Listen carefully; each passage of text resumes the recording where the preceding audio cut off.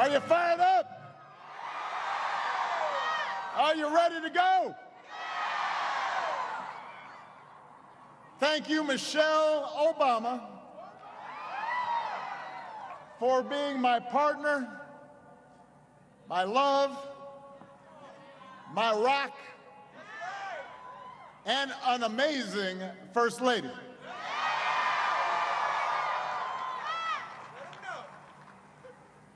Eight years ago, I asked all of you to join me on an unlikely journey.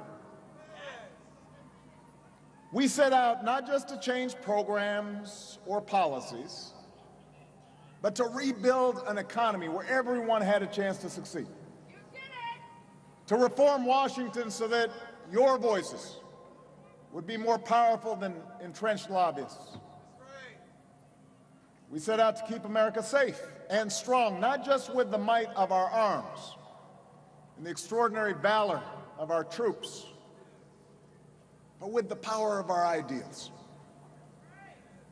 To shape a changing America so that everybody belongs and everybody has a part, everybody has a responsibility.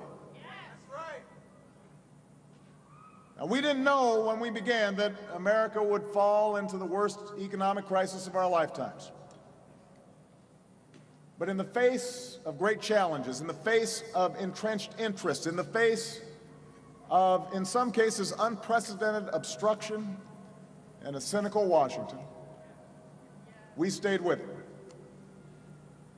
The American people stayed with it. And because of your resilience, because of your strength, because of your faith, we turned yes we can into yes we did.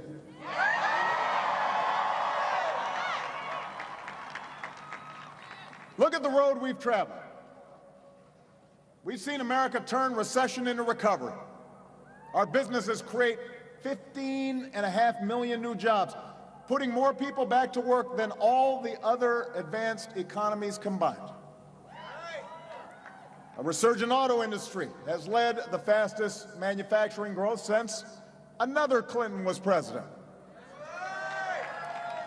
Incomes are rising. Poverty is falling. 20 million more Americans have health insurance. We've doubled production of renewable energy, become the world leader in fighting climate change. Marriage equality is finally a reality from coast to coast.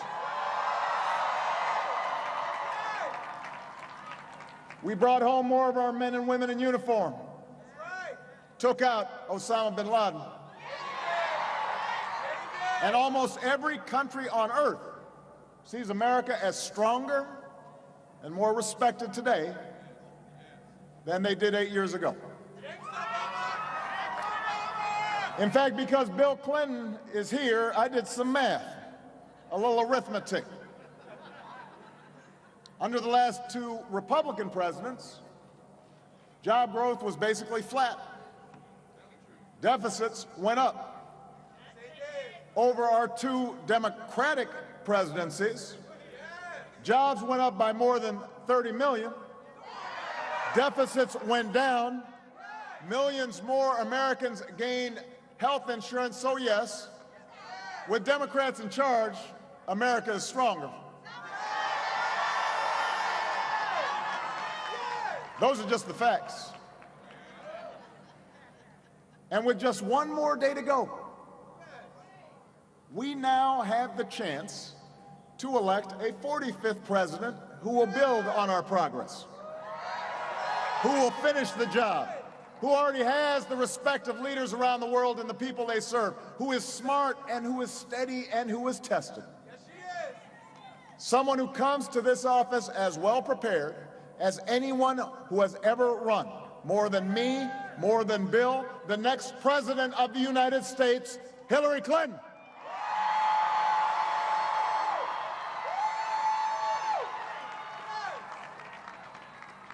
Now, I know it's been a long campaign. There's been a lot of noise and a lot of distraction. At times, it's felt more like a reality show or even a parody. But tomorrow, Philadelphia, the choice you face when you step into that voting booth could not be clearer and could not be more serious. On the economy, Donald Trump is uniquely unqualified to be our chief executive. That's why most CEOs and economists don't support him. He would trigger a reckless trade war that costs jobs, strip 20 million Americans of their health insurance, roll back the new rules designed to check Wall Street recklessness and protect consumers, and would roll back the regulations we put in place to preserve this planet for our kids. On foreign policy, Donald Trump is temperamentally unfit to be commander-in-chief. Don't take my word for it. Listen to the Republicans who've refused to support him. He lacks a basic understanding of the world, justifies torture, suggests abandoning our allies. Over the weekend, his campaign took away his Twitter account because he's erratic. If his closest advisors don't trust him to tweet, why would any of us trust him with the nuclear codes?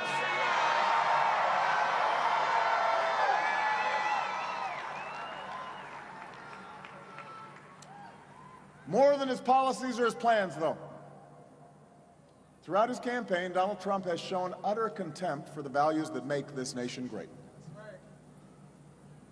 Anyone who sees women as objects, minorities and immigrants as inferior, other faiths as presumptively un-American, cannot lead this diverse, dynamic, big-hearted country that we love.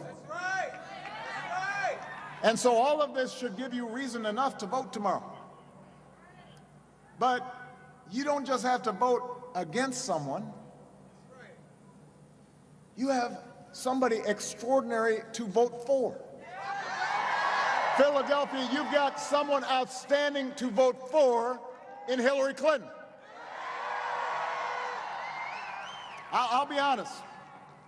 I have had to bite my tongue after a lot of the nonsense I've heard people say about Hillary in this election. I can only imagine what Bill and Chelsea have been going through. The vicious, crazy attacks. The double standards applied to her.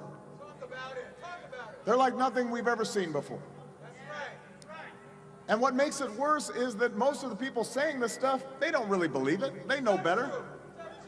Don't forget, when Hillary was a senator, when she was my Secretary of State, she was really popular. People saw how effective she was, how she crossed party lines to get things done. Before she announced her candidacy for president, Republican leaders described her, and I'm quoting now, as very impressive, someone who does a magnificent job, one of the most effective secretaries of state. Well, they were right then. I agreed with Republicans then. Hillary did a great job for America.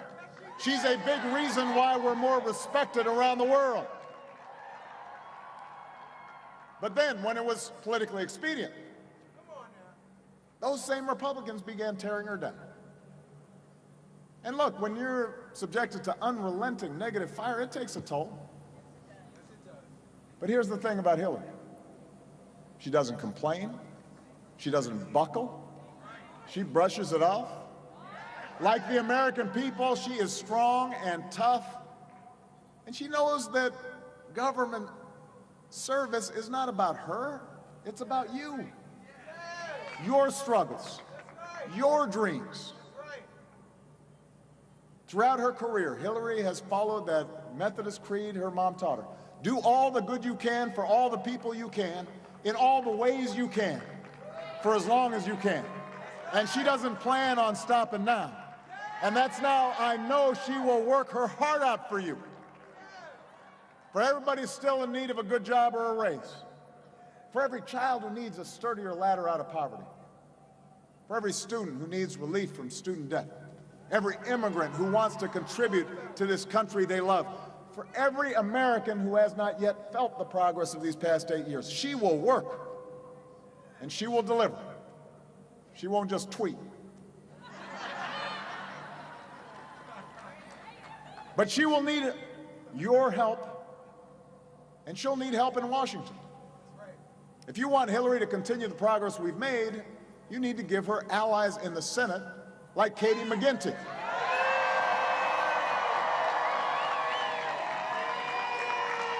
You cannot, there she is right there, you cannot just stick Hillary with Republicans in Congress who are already promising even more unprecedented dysfunction in Washington. That would be hard to do, but they're promising it. More shutdowns, more obstruction, years of hearings and investigations. You know, gridlock is not mysterious. It's not something that happens because both sides are being equally unreasonable. It has been a stated Republican strategy since I took office. And the only way to break it is to make those who engage in it pay a price by electing more Democrats tomorrow.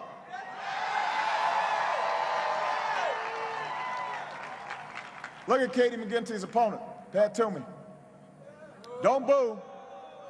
Vote. I've given him credit for working with us on background checks that 90% of Americans supported.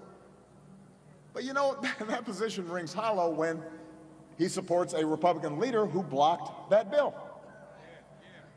And it doesn't come close to making up for his repeated votes to give tax cuts to the wealthy, just like Donald Trump would. To block a higher minimum wage, just like Donald Trump would. To repeal the Affordable Care Act, just like Donald Trump would. We do not need a Trump-to-me economy.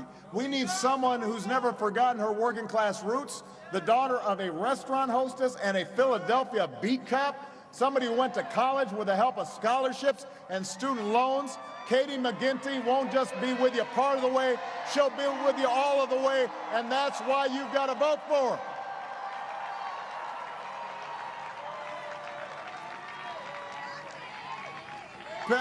Katie.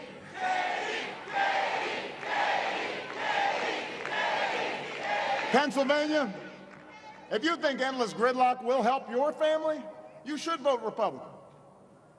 But if you believe America can do better than that, if you care about creating jobs that families can live on and child care they can afford, if you care about equal pay for women and a higher minimum wage for workers, you need to vote for Democrats up and down the ticket. People like Hillary, people like Katie McGinty, people who will roll up their sleeves and move America forward.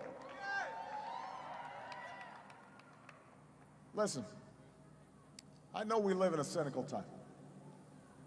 And I know elections and all the negative ads tend to heighten that cynicism. Just last week, a journalist asked me if I still believe the optimism I expressed that night back in Boston 12 years ago. That we were more than a collection of red and blue states. That there wasn't a liberal America or a conservative America, a black America or a white America. There was just the United States of America. He asked me if I still held on to the hope of 2008, if I still believed in change. After all, he said, the country's so divided. Hillary's in such a close race with someone who stands in total opposition for all that you've ever stood for. Maybe your vision was misguided, he suggested, or at least very naive. And it was a fair question. I had to acknowledge that I hadn't fully counted on the obstruction we'd see when I first came into office and had to save the economy. I didn't anticipate the way social media would magnify our divisions and muddy up facts. None of us knew then how deep the Great Recession would cut and how many people would suffer and how it would make so many people anxious about their futures and their kids' futures, even after the economy recovered. But despite all that, I told him, the answer is yes. I still believe in hope. I'm still as optimistic as ever about our future, and that's because of you, the American people. In my visits to schools and factories, war theaters, national parks, in the letters you've written me, in the tears you've shed over a lost loved one, I have seen again and again your goodness and your strength and your heart. In 2008, you gave me a chance. A skinny guy with a funny name. And for these past 8 years, I saw how hard you worked in the face of impossible odds. I saw the values you teach your children. I saw the way you treat strangers in need. I've seen the young men and women in uniform who meet every mission, and the military families who serve and sacrifice just as well, and the wounded warriors who never ever quit. You bet on me all those years ago, and I will always be grateful for the privilege you gave me to serve. But I'll be honest with you, I've always had the better odds because I've always bet on you. And America, I'm betting on you one more time. I'm betting that tomorrow, most mom and dads across America won't cast their vote for someone who denigrates their daughters from the highest office in the land. I'm betting that most Americans won't vote for someone who considers minorities and immigrants and people with disabilities as inferior, who considers people who practice different faiths as objects of suspicion.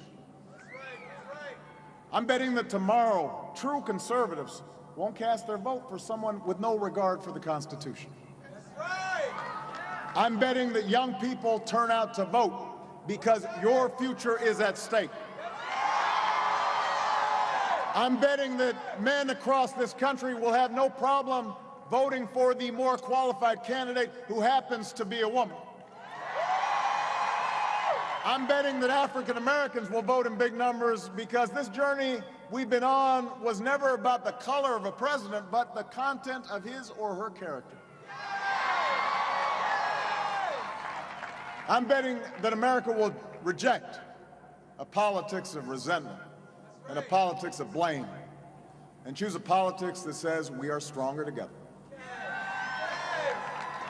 I am betting that tomorrow you will reject fear and you'll choose hope. I'm betting that the wisdom and decency and generosity of the American people will once again win the day. And that is a bet that I have never, ever lost. Philadelphia, in this place where our founders forged the documents of freedom, in this place where they gave us the tools to perfect our union, if you share my faith, then I ask you to vote.